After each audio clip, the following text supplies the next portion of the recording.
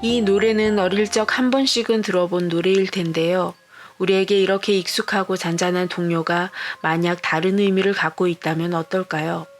오늘 소개할 이야기는 대한민국의 동요 섬집 아기에 얽힌 괴담 이야기입니다.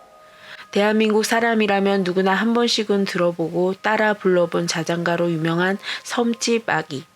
섬집 아기는 한인현 작사 이응열 작곡의 창작 동요인데요. 1946년 동시집 민들레에 최초 수록되었습니다.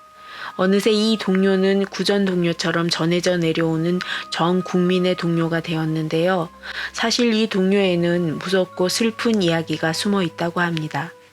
섬집 아기는 어린 아기가 집에 있음에도 먹고 살기 힘들었던 시대에 먹을 것을 찾으러 나가야만 하는 엄마의 고달픈 삶을 표현하고 있습니다. 그렇기 때문일까요? 다른 밝고 명랑한 동요들과 달리 섬집 아기의 흐름을 보면 느리고 서정적인 음악이라 그 섬뜩함이 2배가 되는 것 같은데요. 오늘은 여러 괴담 중에 대표적인 괴담 2가지를 소개해 보도록 하겠습니다. 1절의 가사를 보면 엄마가 성 그늘에 굴 따러 가면 아기가 혼자 남아 집을 보다가 바다가 불러주는 자장 노래에 팔베고 스르르르 잠이 듭니다. 라며 1절이 끝나게 됩니다.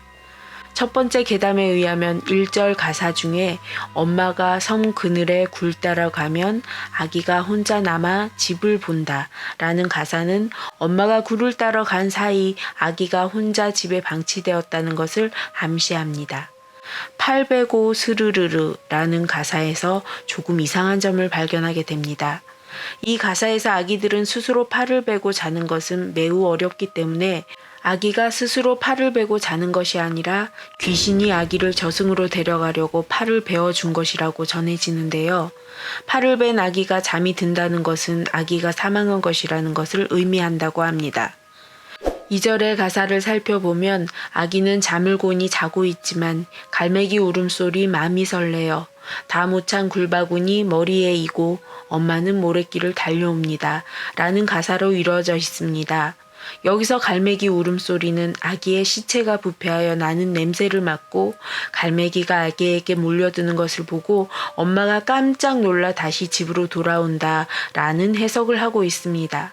하지만 아기가 집에 혼자 남아있다면 아무리 먹고 살기 힘들었던 시대였다고 하더라도 아기의 시체가 부패할 동안 집으로 엄마가 돌아오지 않았다는 것은 이해하기 힘든 부분이기도 합니다.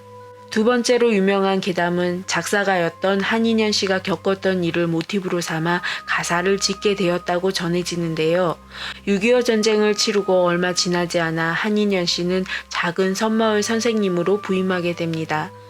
그곳에서는 마을 끝에 이제 막 결혼한 부부가 외딴 집에 살고 있었는데 고기를 잡으러 나갔던 새 신랑이 풍랑을 만나 죽게 되고 새 신부는 3개월이 된 아기와 둘이 살게 되었다고 합니다.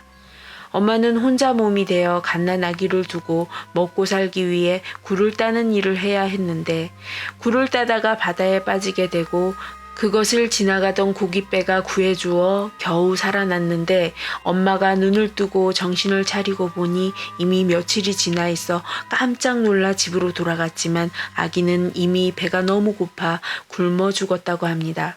그 모습을 본 아기 엄마는 남편도 잃고 아기마저 허망하게 보내게 되자 낫을 들고 자신의 목을 베어 스스로 목숨을 끊게 됩니다. 이 이야기를 들은 작사가가 이런 동요를 만들었다고 합니다. 하지만 모두 학대에 해석되고 만들어진 이야기라고 하는데요. 왜 이런 해석을 하게 되었을까요? 이 동요는 각종 드라마나 영화 등에 사용되었는데요. 공포에 떨던 작중 인물들이 공포를 떨쳐내기 위해 이 동요를 부르곤 했습니다. 하지만 이 동요 특유의 서정적인 가사와 느린 멜로디로 작중의 공포스러운 분위기를 더욱 국대화시켰는데요.